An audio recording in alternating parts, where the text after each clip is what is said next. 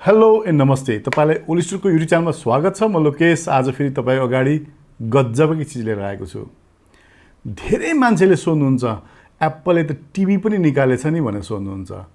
अनि हामीले भन्छौँ यस एप्पल टिभी निकालेको छ, एप्पल टिभी हामीसँग छ भन्दाखेरि मान्छेहरू फेरि आएर एप्पल टिभी हेरौँ न भनेर सोध्नुहुन्छ।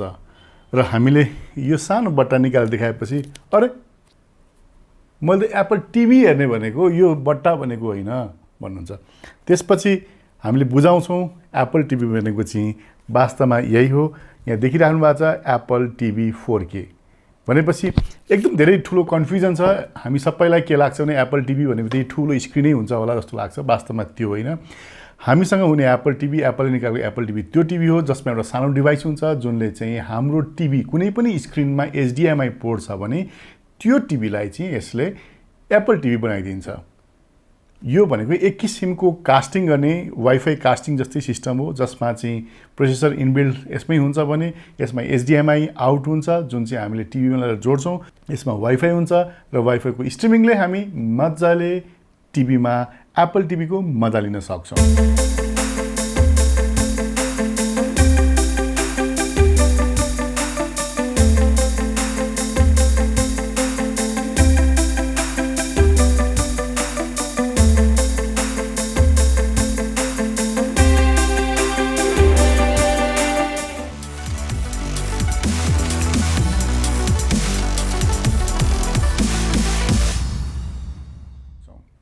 यसमा पनि दुईटा भेरिएन्ट आउँछ, एउटा 32GB एउटा 64GB।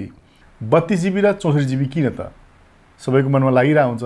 किनभने एप्पल टिभी हाम्रो एप्पल आइडीबाट चल्छ भने एप्पल टिभीको आफ्नै एप्पल टिभी स्टोर पनि छ। त्यहाँबाट हामीलाई चाहिने विशेष चाहिने किसिमका एप्सहरू हामीले चाहिँ डाउनलोड गर्न सक्छौँ। त्यो डाउनलोड गर्नको लागि चाहिँ त्यहाँ स्टोरेज चाहिने भएको कारणले गर्दाखेरि चाहिँ त्यहाँ 32GB र 64GB राखिदिएको हो। भनेपछि हामीले एप्स पनि सँगसँगै डाउनलोड गर्न सक्छौँ भने आफूलाई चाहिने केही चिजहरू पनि त्यहाँ नर्मली फोटोहरू या भिडियोहरू केही पनि हामीले डाउनलोड गरेर राख्न सक्छौँ। जसले गर्दा स्टोरेज चाहिने कारण चाहिँ मेन त्यो हो भने नर्मली यसलाई के बुझ्न सकिन्छ भने जति पनि स्ट्रिमिङ गर्ने कुराहरू छ सबै एप्पल टिभीले गर्ने भएको कारणले गर्दाखेरि एप्पल टिभी भएपछि हाम्रो कुनै पनि टिभी एप्पल टिभी हुन्छ। एप्पल टिभी भनेपछि बुझिहाल्नुभयो कुनै पनि म्युजिक भिडियो गेमलाई चाहिँ हामीले HDMI को थ्रुबाट चाहिँ यसमा वाइफाईको माध्यमबाट चाहिँ हामी मजाले टिभीमा चाहिँ गेम या भिडियो या कुनै पनि स्ट्रिमिङ गर्न सक्छौँ भन्ने कुरो सरसर्ती एप्पल टिभी भनेर बुझिन्छ भने तपाईँले यहाँ देखिराख्नु भएको छ। यो पछाडिपट्टि हामी बक्समा हेर्दाखेरि यसमा 4K HDR 64GB को छ भने त्यस्तै यहाँ 4K HDR 32GB छ भने चाहिँ यो दुईटा किसिमको भेरिएन्ट छ। र दुईटा किसिमको भेरिएन्टको प्राइसको पनि तपाईँ यदि कुरा गर्नुहुन्छ भने एउटाको 26,500 पर्छ भने अर्कोको 32,500 पर्छ। करिब 6,000 रुपियाँको डिफ्रेन्स छ जसमा चाहिँ 32GB र 64GBमा।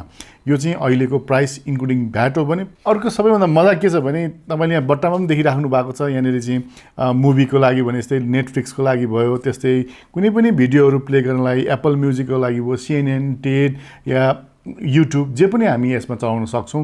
यो चाहिँ यसको माध्यमबाट चाहिँ हामी सजिलै स्ट्रिमिङ गर्न सक्छौँ।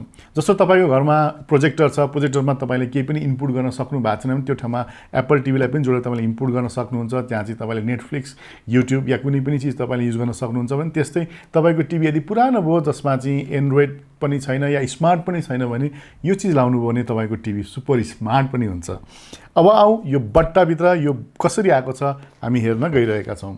सबैभन्दा पहिला अब हामीले प्लास्टिक काट्ने काम त गर्नै पर्यो। अब अनबक्सिङ गर्ने भनेपछि म सर काटिदिन्छु यसलाई। र यो बट्टाभित्र के आउँछ पहिला हेरौँ। एप्पल टिभी यहाँभित्र हेर्नुहुन्छ भने मजाको एप्पल टिभी छ। एकदम प्लास्टिकले सिल गरेर ल्याएको छ भने तपाईँले यहाँ केही पोर्टहरू केही देख्नु भइरहेको छैन किनभने यहाँ वरिपरि प्लास्टिकले ऱ्याप गरेको छ भने। त्यस्तै यहाँभित्र हेरौँ। अब हामीसँग अर्को रिमोट आयो। यो चाहिँ ब्लुटुथ रिमोट हो। यो चाहिँ भर्सन 4 ब्लुटुथमा यो चल्छ भने यो एप्पल टिभीभित्र के प्रोसेसर छ भनेर तपाईँ लागिरहेको छ। यसमा एप्पलको आफ्नै प्रोसेसर छ जुनमा चाहिँ A10X फ्युजन चिप छ यसमा भने यो चाहिँ जो 64 बिटको चाहिँ आर्किटेक्चर डिजाइनमा यसलाई बनाएको छ। भनेपछि यसलाई अब यता राखौँ। अब बट्टाभित्र के आउँछ हेरौँ। अब अरू सर हेर्दाखेरि केबल, केही बुक र लाइटिङ केबल पनि छ। अब यो बट्टाभित्र आउने केही छैन, यति नै हो। अब एकछिन यसलाई साइडमा राखौँ। अब देखिहाल्नु बट्टाभित्र हामीसँग एउटा एप्पल टिभी भनेर आउँछ। त्यस्तै लाइटिङ केबल किन तपाईँलाई जस्तो लाग्छ भने यो चाहिँ रिचार्जेबल टच टाइपको चाहिँ हाम्रो यो रिमोट हो, जसलाई चाहिँ हामी लाइटिङ केबलबाट चाहिँ यसलाई चार्ज गर्छौँ भने त्यसको लागि लाइटिङ केबल हामीलाई दिएको छ भने यो चाहिँ पावर केबल हो। र यस टेबलभित्र केही गाइड बुकहरू छन् जुन नर्मली हामी युज त्यति हेर्दैनौँ। र यसलाई अब हामी कसरी चलाउने भन्ने कुरा आउँछ। अब यसलाई हेरौँ। अब एप्पल टिभीमा सरस्वती हामी हेर्दाखेरि यहाँनिर चाहिँ पावर पोइन्ट हामीले जोड्ने पावर जोड्ने यो ठाउँ दिएको छ भने त्यस्तै यसमा एचडिएमआई आउट छ भने यसमा हामीले चाहिँ ल्यान पोर्ट पनि यसमा इन गर्न सक्छौँ। किनभने नर्मली हाम्रो घरमा भएको जुन वाइफाई राउटर हुन्छ त्यो राउटरले चाहिँ सिग्नल राम्रोसँग पनि दिन सक्दैन, अलिक विक पावर हुन्छ। त्यो बेला चाहिँ यदि हामीले केबल नै युज गऱ्यो भने चाहिँ मजाले हाम्रो जुन डाटा ट्रान्सफर हुनुपर्ने त्यो मजाले हुन्छ भने यहाँ चाहिँ एउटा युएसबी पोर्ट पनि दिएको छ। यसले चाहिँ हामीले यो एप्पल टिभीलाई अपडेट केही गर्नु पऱ्यो भने यो पोर्टको हामीलाई जरुरी पर्छ भने तपाईँ माथि हेर्दा सर यहाँनिर एप्पल टिभी भनेर लेखिरहेको छ भने अरूतिर यहाँ केही छैन, एकदम प्लेन छ यहाँनिर। र यसलाई हामीले भुइँमा राख्ने भयो भने अब यो हाम्रो रिमोट हेर्नुहुन्छ भने रिमोटमा चाहिँ यहाँ सुन्नुहुन्छ सुन्नु न, किटी किटी टिक टिक टिक टिक गरिरहेको छ। यसमा चाहिँ ह्याप्टिक टच टाइपको चाहिँ यो यसमा सानो स्क्रिन जस्तो हुन्छ जुन हाम्रो ट्र्याक प्याड जस्तै हुन्छ भने यो चाहिँ ब्लुटुथबाट चाहिँ यो डिभाइसमा कनेक्ट हुन्छ भने यहाँनिर मिनु भन्ने छँदैछ। यहाँनिर चाहिँ यो टिभी स्क्रिनको लागि चाहिँ दिएको छ भने यो हामीले यसमा चाहिँ भोइस कमान्ड पनि गर्न सक्छौँ। नर्मली हाम्रो नेपालीको इङ्ग्लिस चाहिँ त्यति भोइस कमान्ड यसले बुझ्दैन, त्यसले गर्दाखेरि चाहिँ भोइस कमान्ड पनि छ, नर्मली टाइप गर्न सक्छौँ भने।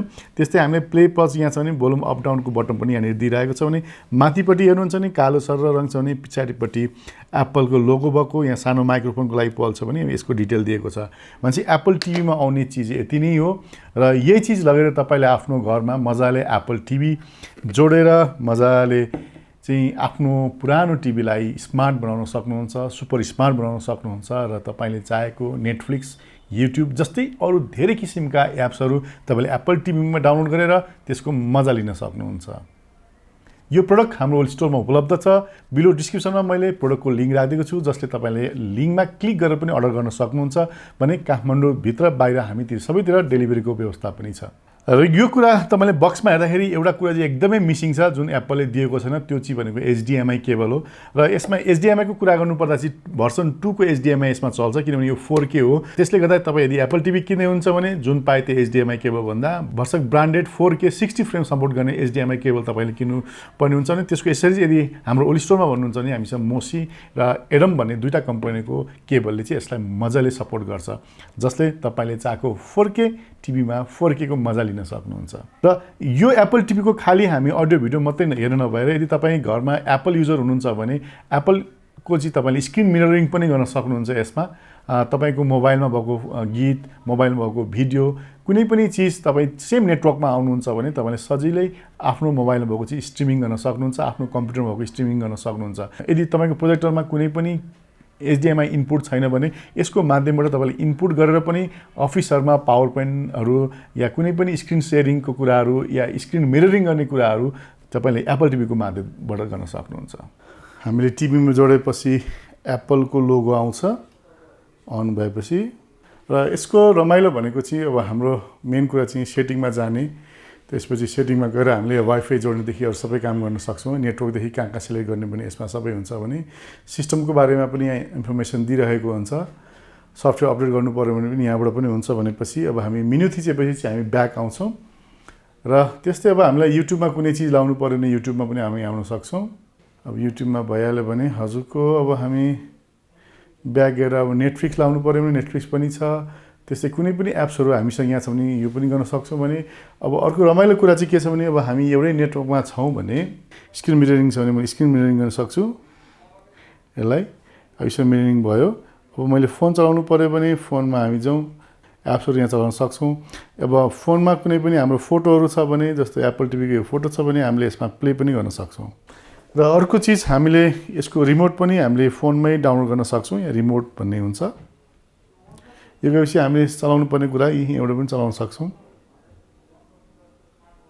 एप्पल टिभी यहाँबाट सिधै गयो एप्पल टिभीमा। यो चाहिँ युट्युब जस्तै उनीहरूको पनि एउटा एप्स हो जसबाट चाहिँ हामीले धेरै कुराहरू एप्पलकै टिभीमा आउने सो जस्तो हेर्न सक्छौँ।